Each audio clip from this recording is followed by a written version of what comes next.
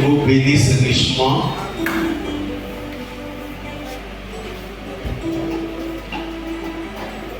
Je vous souhaite un joyeux mois de novembre. C'est le premier dimanche de ce mois de novembre. Que la grâce de Dieu vous visite en ce mois de novembre. Amen. Que tout ce que vous avez cherché depuis janvier, que vous n'avez pas eu, que Dieu vous l'accorde en ce mois de novembre. Dis Amen fort. Alléluia. On va prier pour la parole, on va baisser les têtes, on va dire merci au Seigneur et on va lui dire de nous parler ce matin. Parce que je ne suis qu'un simple canal que l'Éternel va utiliser. Je ne suis même pas dit, mais c'est lui qui va nous parler ce matin. Prions, recommandons le message entre les mains de notre Dieu. Père, nous te bénissons, nous te rendons toute la gloire. Nous faisons maintenant silence parce que nous voulons t'écouter. Nous sommes là ce matin pour écouter ta parole. Nous sommes là ce matin pour t'écouter, Saint-Esprit, et non pour écouter un homme. Prends le contrôle de toutes choses ce matin. Manifeste-toi au nom de Jésus. Merci Père parce que tu le fais par amour pour nous et dans le nom précieux de ton Fils Jésus-Christ. Amen. Bien-aimé, avant de commencer, j'ai reçu quelque chose que je veux partager avec toi. Vous savez, dans la nuit dernière, très tard dans la nuit, je ne priais même pas, je ne dormais pas. Mais le Saint-Esprit me réveille pour me dire, je suis le Dieu des familles. Et quand cette fin d'année, beaucoup de familles seront éprouvées. Donc, lève-toi et prie pour mes familles. Bien-aimé, j'ai veillé pour prier pour les familles. Mais ce matin, je veux juste te dire que il faut prier pour ta famille. Si tu arrives à la maison, rassemble tes enfants, tout le monde, et priez ensemble pour cette fin d'année, afin que ce plan du diable puisse échouer au nom de Jésus. Amen. N'oubliez pas cela. Priez pour les familles. Si Dieu te met à cœur de prier pour une famille qui n'est pas ta famille, il faut prier pour cette famille-là. C'est vraiment sérieux. Amen. Voilà. La première à être éprouvée, c'est pour ça que Dieu a voulu passer par moi. C'est pas parce que je suis fort. Donc vraiment, je vous demande pardon. Rassemblez-vous, priez pour vos familles, priez même pour les familles alliées.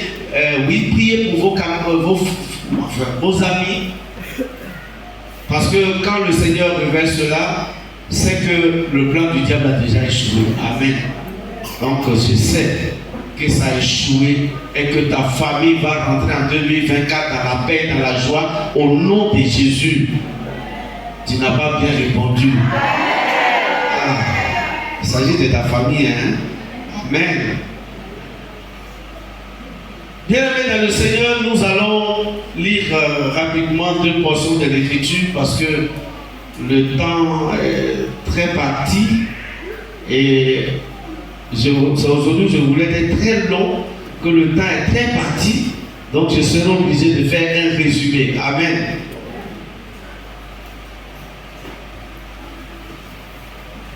On va prendre 2 portions de l'Écriture.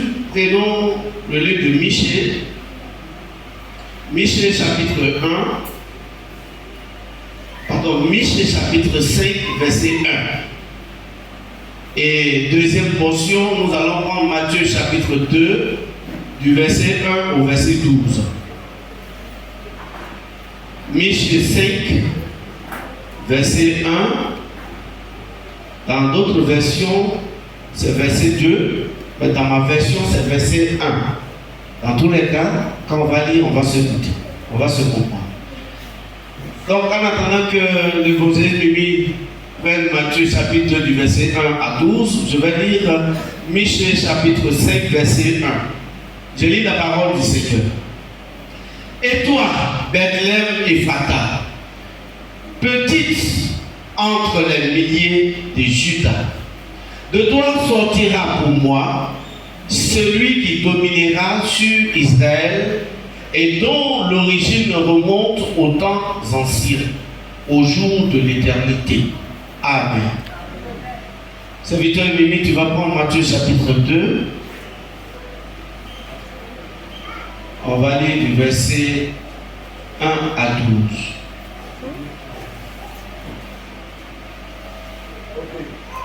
Matthieu chapitre 2, verset 1 à 12. Matthieu 2, verset 1 à 12. Jésus étant né à Bethléem. Jésus étant né à Bethléem, en Judée, au temps du roi Hérode, voici des mages d'Orient arrivèrent à Jérusalem et dit: où est le roi des Juifs qui vient de naître? Car nous l'avons vu son étoile en Orient et nous sommes venus l'adorer. Le roi Hérode, ayant appris cela, fut troublé et tout Jérusalem avec lui. Il assembla tous les principaux sacrificateurs et les scribes du peuple. Et il s'informa auprès d'eux où devait naître le Christ.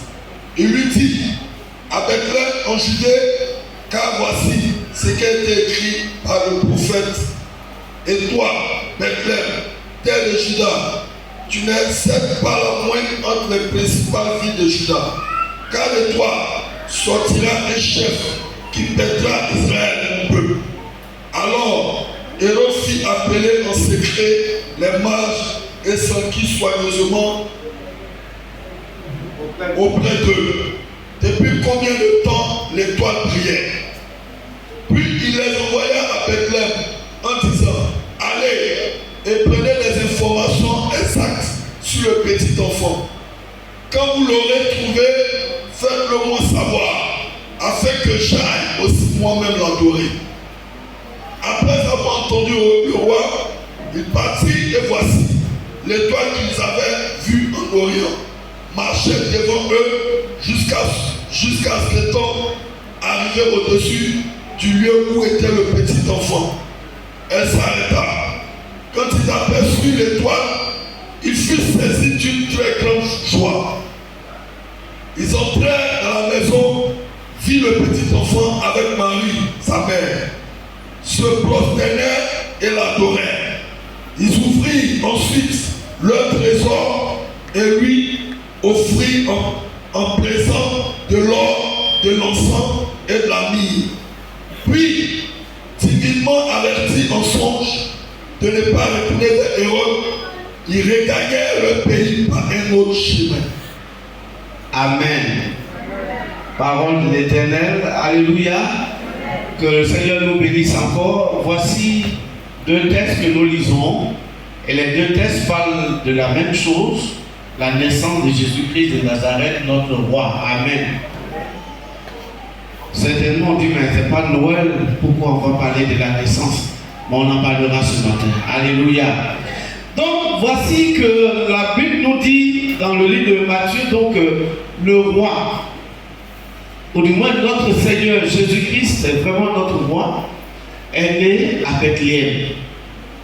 Et regardez bien, Michel le prophète l'avait prophétisé, l'avait dit, et puis ça c'était dans l'Ancien Testament et c'est arrivé dans le Nouveau Testament. Matthieu en parle.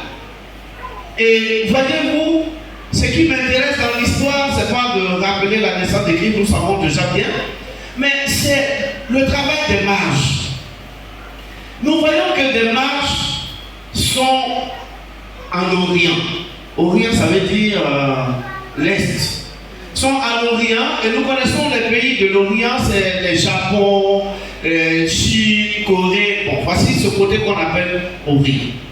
Ils sont en Orient et ils vont voir l'étoile du Seigneur. L'étoile annonçant que le petit Jésus est né. Et ils vont suivre l'étoile. Les mages vont suivre l'étoile. Ils vont suivre l'étoile depuis l'Orient, loin là-bas. Ils marchent derrière l'étoile. Ils marchent derrière l'étoile. Ils marchent derrière l'étoile. Et puis ils arrivent à Jérusalem, non loin de Bethléem. Et puis, paf! il ne voit plus l'étoile. Amen. Amen. Il ne voit plus l'étoile. Et comme il ne voit plus l'étoile, et que selon leur renseignement, selon les informations qu'ils ont eues, c'est un roi qui venait de naître à Bethléem.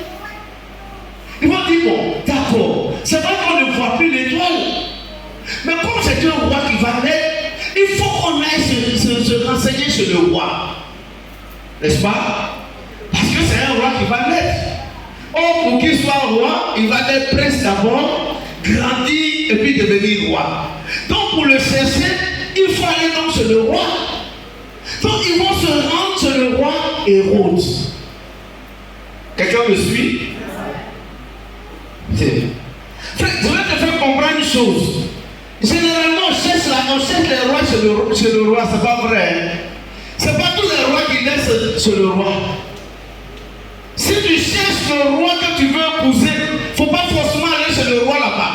Parce qu'il y a des rois qui naissent dans les comment on appelle ça? Dans les mâchoires. Alléluia. Ce n'est pas tous les rois qui naissent dans le palais du roi. Il y a des rois qui naissent dans la souffrance et puis petit à petit ils deviennent rois.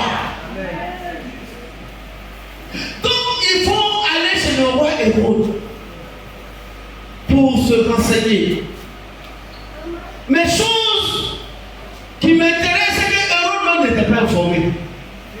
Amen. Hérode même n'était pas informé. Pardon, on redonne un peu de volume, juste un peu de volume avant on va se casser. Demain l'école commence. Et Hérode même n'est pas informé.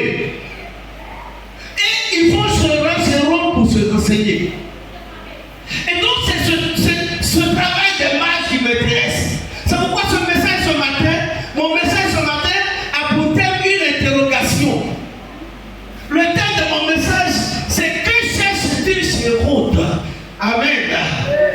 Que cherche-t-il les mages? Que cherche-t-il chez Hérode? Pose la question à ton voisin. Que cherche-t-il chez Hérode? Les mages vont chez Hérode. Mais en réalité, c'est pas là-bas que le roi est né. Ils sont allés chez Hérode. D'abord, les mages, c'est qui?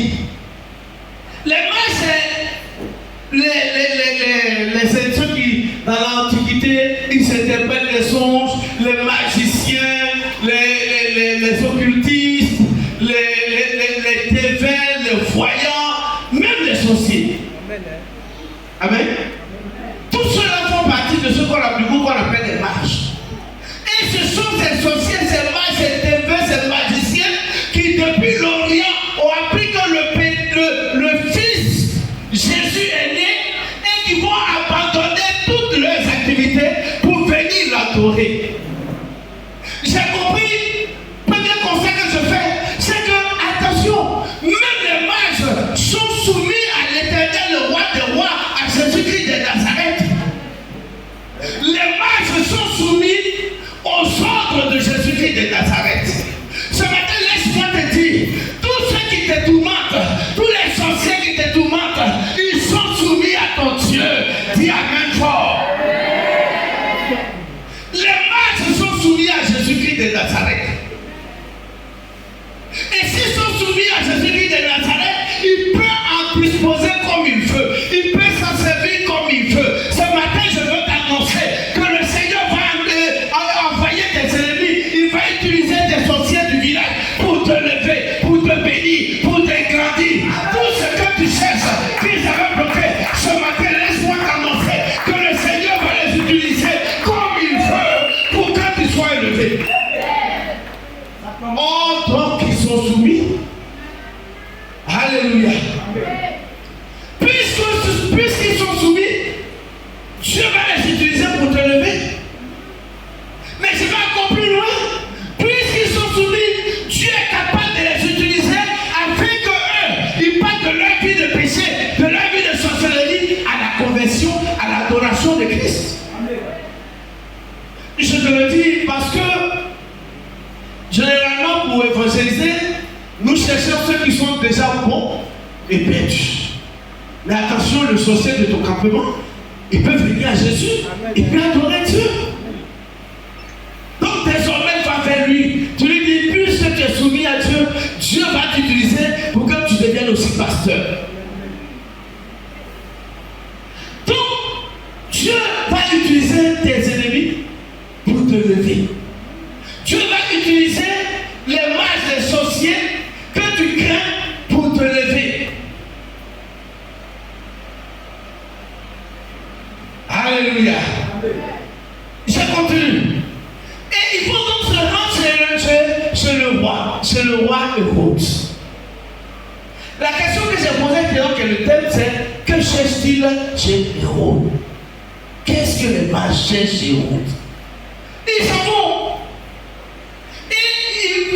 Ils cherchent l'étoile, ils ne trouvent pas, ils se rendent chez Hérode.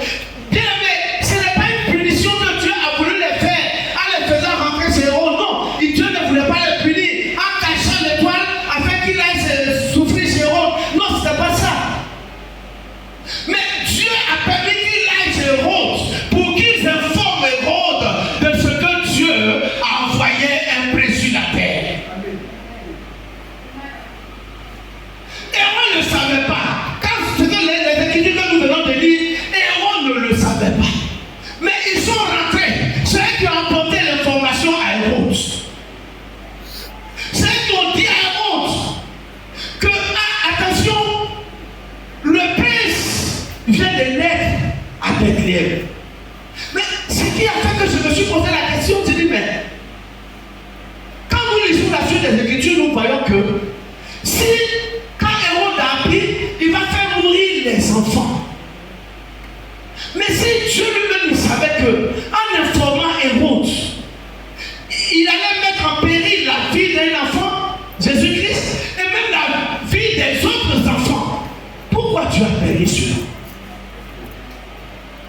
Pourquoi tu as permis que ces sorciers, ces magiciens, au lieu de leur indiquer l'étoile, ils vont sur l'étoile pour arriver dans la maison où Jésus est né, ils font en sorte que l'étoile disparaît au milieu. Pourquoi tu as permis cela? Sachant que si les mages rencontrent Hérode et qu'Hérode est informé, Hérode va lancer une opération pour détruire les nouveau-nés. Quelqu'un a une réponse dans l'assemblée? Frère, Dieu a fait exprès pour informer Hérode. Dieu a fait exprès pour que Hérode sache qu'il y a un fils qui est né dans sa maison. Ce matin, je veux te dire quelque chose, bien-aimé, qui certainement va te choquer. C'est que l'Éternel va informer tes ennemis du plan de bonheur qu'il a pour toi. Dis amen. À cette année, Dieu va te lever, mais il ne va pas le faire à cachette. Même tes ennemis seront informés. Ils auront l'information, ils seront informés. Mais malgré qu'ils aient l'information, ils ne pourront rien. Ils seront informés, mais ils ne pourront rien faire. Alléluia. Je dis, mais comment informer Hérode, le dangereux Hérode? Oui, l'Éternel va l'informer. L'Éternel l'a informé parce que il sait que Hérode va essayer quelque chose. Il sait que Hérode va faire quelque chose. Mais pour que Hérode sache que lui est Dieu en Israël, il va l'informer afin qu'il fasse ce qu'il a envie de faire. Mais ce qu'il va faire ne va pas réussir. Ce matin, je suis venu t'annoncer, en cette fin d'année, l'élévation que Dieu va te donner, il va le dire à tes ennemis. Ils ne pourront rien te faire. Il va dire aux sorciers de ton village, ils ne pourront rien te faire. Il va dire à ceux qui ne t'aiment pas, ils ne pourront rien te faire.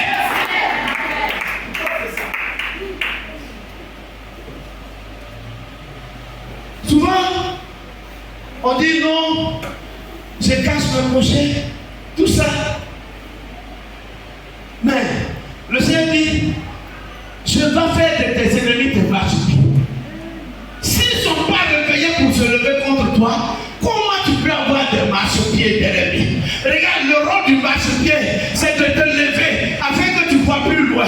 Le rôle du marchepied, c'est de te mettre en hauteur. Autant que tu auras beaucoup d'ennemis, autant tu auras beaucoup de marchepieds. Et beaucoup de marchepieds te donneront une belle vision.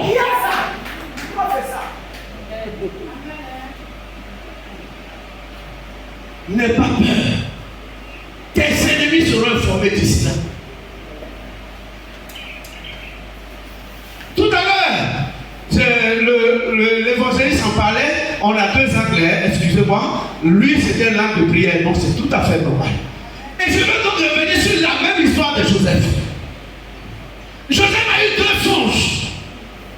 Mais si Dieu ne voulait pas que ses frères sachent pardon, Dieu allait faire fermer la bouche de Joseph. Mais Dieu a permis que Joseph leur dise. Première fois, ils se sont moqués. Il a dit encore deuxième fois. Et son père a dit, mais quand tu vas dire que moi, ta maman et tes frères, on va se prosterner devant toi, il faut dire oui, vous allez vous prosterner. C'est ça ce que tu as dit là, c'est ça qui va arriver. Ce qu'il a prophétisé là, c'est ça qui va arriver. Frères et sœurs, Joseph il les a informés. Ils ont fait ce qu'ils pouvaient faire. Ils l'ont déshabillé. Ils l'ont mis dans tout. Ils l'ont vendu chez les Ismaélites. Ils l'ont jeté partout. Ils l'ont relevé. Ils ont fait ci. Ils ont fait ça. Mais Joseph est arrivé à destination. Tes ennemis seront informés. Ils vont faire toutes sortes de plans. Mais il ne faut pas arriver. Bien-aimé dans le Seigneur, ne t'inquiète pas, cette fin d'année, Dieu va te faire une révélation claire de ce qui va se passer dans ta vie. Dieu va te dire clairement, mon frère, ma soeur, voilà là où je veux partir avec toi. Voilà l'élévation que je vais utiliser pour toi. Dieu va utiliser même des prophètes pour te parler. N'aie pas peur. Annonce à qui veut l'attendre. Que bientôt toi aussi tu vas te marier. Que bientôt dans le bureau tu seras élevé. Que bientôt ton travail va les couronner de succès. Il va attendre, il va tourner à gauche à droite, mais il ne pourra rien.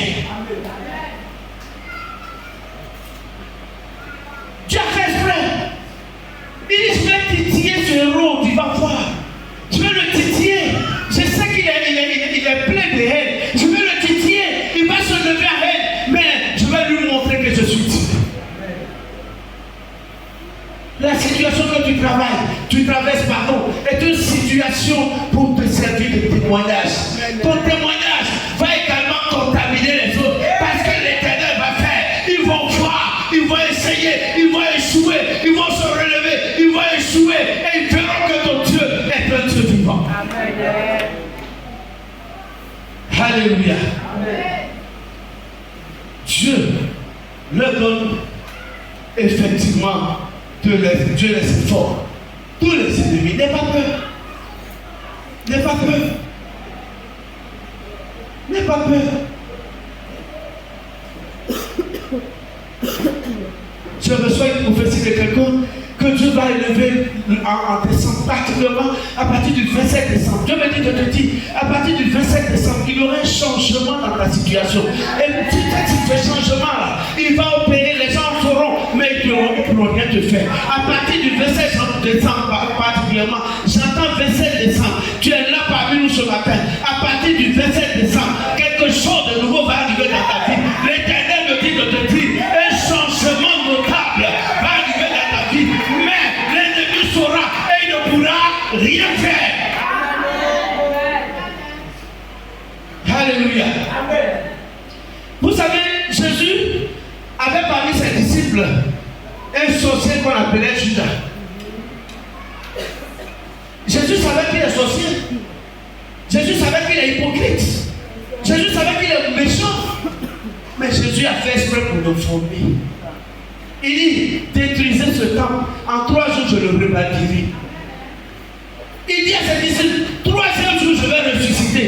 Judas dit, il a rapporté. Les gens quand ils ont tué Jésus, et quand ils ont mis Jésus à la croix, ils l'ont frappé d'une manière que lorsque même il va vouloir se ressusciter, les blessures là vont faire qu'il va mourir encore. Ils l'ont pris, ils l'ont mis dans un tombeau. Pour ne pas qu'il se ressuscite, qu'il soit ressuscité, qu'il soit. Ils ont mis même des gardes. Travail de Judas. Ils ont mis même des gardes pour surveiller le tombeau. Mais bien aimé, ce matin j'ai une très bonne nouvelle pour toi. La bonne nouvelle, c'est que ton roi est ressuscité. Jésus-Christ Jésus-Christ est ressuscité. Jésus-Christ est ressuscité. Jésus-Christ est ressuscité. Ce que Dieu t'a fait, c'est zéro. Amen. Alléluia. Deuxième chose, deuxième constat que j'ai fait, comme j'ai dit, je vais résumer. Deuxième constat que j'ai fait, c'est que Hérode était troublé. La Bible dit Hérode était troublé, mais en plus de lui, tout Jérusalem était troublé. Bien aimé, ce matin, je suis venu t'annoncer que la gloire que Dieu va amener dans ta vie, la gloire que Dieu va amener dans ta maison, va troubler tes ennemis. Même tes amis seront troublés. Même tes amis seront troublés. Même ton entourage sera troublé. Parce que l'Éternel va le faire. Tu es son enfant.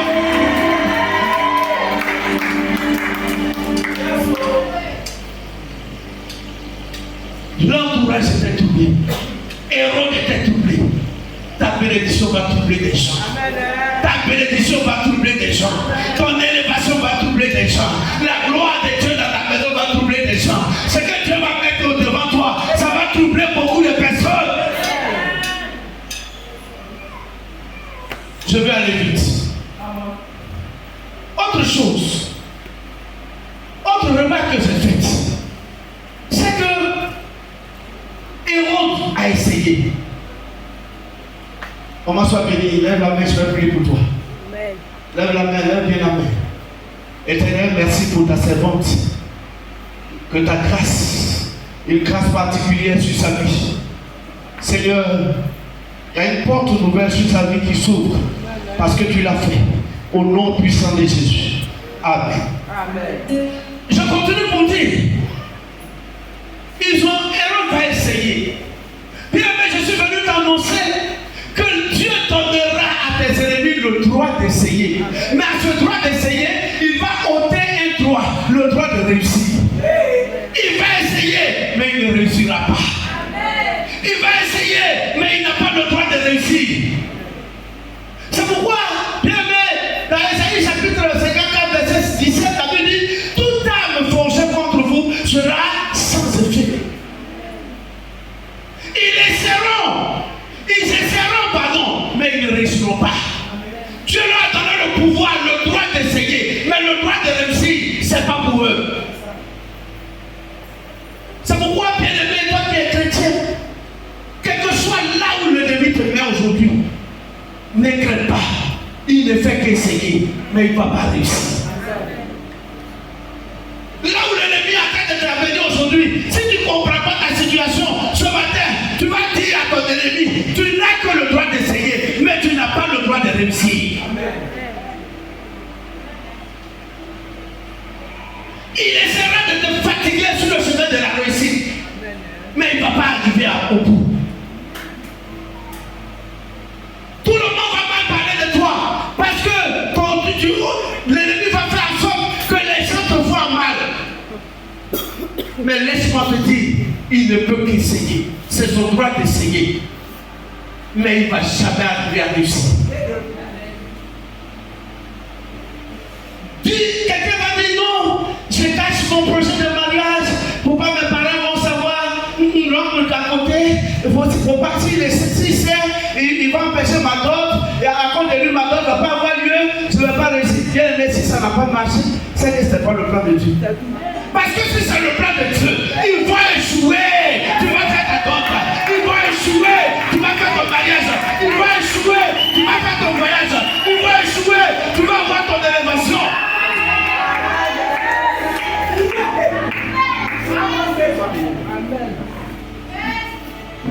Ils ont le droit d'essayer, mais ils n'ont pas le droit de réussir. Aujourd'hui, ta famille est presque divisée. Vous ne vous entendez plus. C'est l'œuvre du diable. Il ne fait qu'essayer, mais il ne va pas réussir. Il ne va pas empêcher ta famille de se ressouder. Ta famille se ressoudera parce qu'il n'a eu que le droit d'essayer, mais il n'a pas le droit de réussir.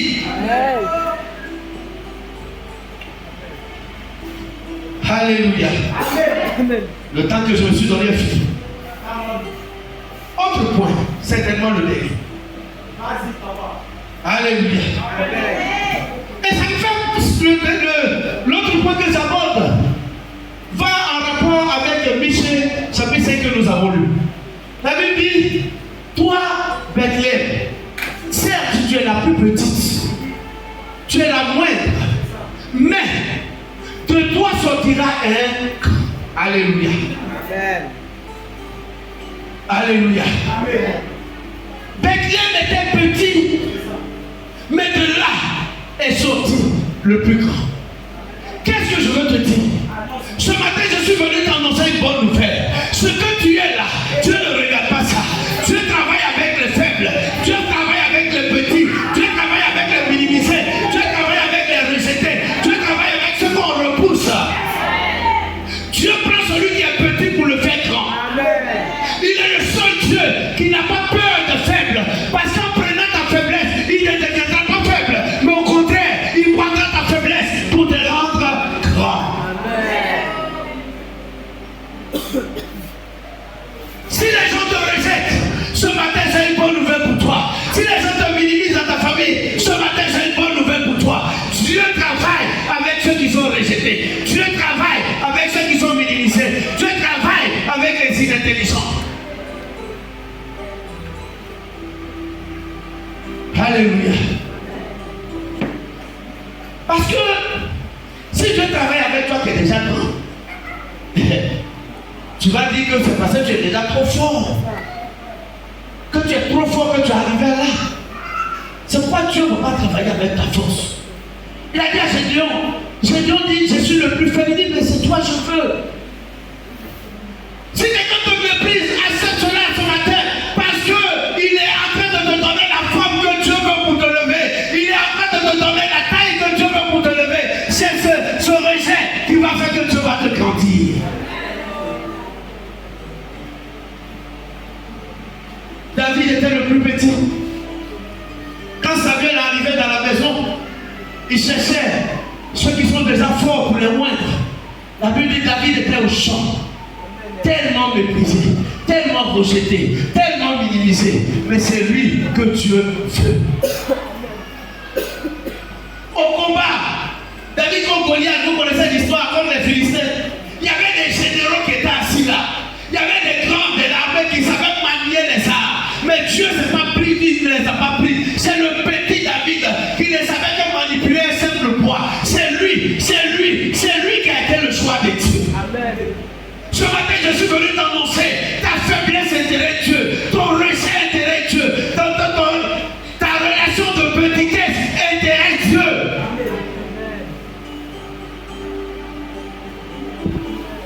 Amen. Alléluia. Dieu travaille avec les moindres. Dieu travaille avec les faibles. Parce que c'est avec les faibles. Dans 1 Corinthiens chapitre 1, il dit c'est avec les faibles qu'il prend il change la folie, les villes pour confondre les forts. Il confond les forts avec les faibles. Donc ce matin, si tu es là, que tu penses que tu es faible, l'Éternel vient à toi parce qu'il veut changer quelque chose en toi. Il vient ce matin. Dieu, quand il rentre dans la famille des faibles, il fait en sorte que tous les faibles deviennent forts. Ce matin, Dieu est là pour te relever de ta faiblesse. Toi qui penses que tu es le plus faible, toi qui penses que tu es rejeté, toi qui penses que tu es petit, toi qui penses que tu es abandonné, ce matin, je suis venu te dire que Dieu prendra ta faiblesse pour faire de toi un homme élevé, un homme grand, un homme béni au nom de Jésus. Je vais terminer puisque je me suis donné 30 minutes, ça arrive. Je termine par une autre évangélisation. Voyez, les mages, on les a définis comme des sorciers. Des gens, des dévers, des magiciens, des païens en un mot, mais qui sont venus adorer Dieu. J'ai compris une chose. Les païens que nous dépassons dans la rue, ils sont aussi capables de venir adorer Dieu. Mais je vais plus loin. Les mages se sont déplacés. Ils ont marché depuis l'Orient pour venir jusqu'à Bethléem. Pourquoi ils l'ont fait? Parce que Jésus, roi des rois, roi dans le ciel, a abandonné également son confort pour venir souffrir avec nous sur la terre. Qu'est-ce que je veux dire? Église, souvent il faut qu'on sorte des 4 murs de de notre église et qu'on aille dans la rue. Parce qu'ils sont là-bas, ils nous attendent, ils veulent qu'on vienne vers eux, qu'on sorte de notre confort de l'église, les climatiseurs, les ventilateurs, pour être sous le soleil, annonçant Jésus, ils vont venir à nous parce qu'ils ont besoin de notre Jésus. Ils souffrent, ils ont besoin de notre Jésus, mais comment venir à lui? C'est ça le problème. Jésus a laissé son confort du ciel. Et ça a valu que les mages laissent leur sorcellerie pour venir l'adorer, même si c'est pour un temps. Ce matin, bien aimé, si nous évangélisons, si, comme on le faisait il y a des années, je crois 2 ou 3 années en arrière, s'il y a des moments, on prend tous nos instruments et on se met dans la rue avec des slogans, avec des brochures. On dit aujourd'hui, on va laisser les climatiseurs, on va laisser la fraîcheur, on va aller au soleil et on va les appeler. On va les avoir. Et ils vont venir à Jésus. Bien aimé, c'est par là que je termine. Si ce matin, Dieu veut te localiser pour te bénir, n'oublie pas aussi de faire du bien aux autres. Parce que Dieu va te bénir pour que toi tu sois une bénédiction pour les autres. Dieu va te lever pour que tu sois une bénédiction pour les autres. Dieu va te donner une gloire pour que tu sois une bénédiction pour les autres. Les gens qui t'ont vu rentrer à l'église, ils te regardent, ils t'ont pas perdu des yeux, ils te regardent, ils veulent voir la gloire qui est sur toi pour se donner à Dieu. Ne les abandonnez pas. Que le Seigneur nous bénisse.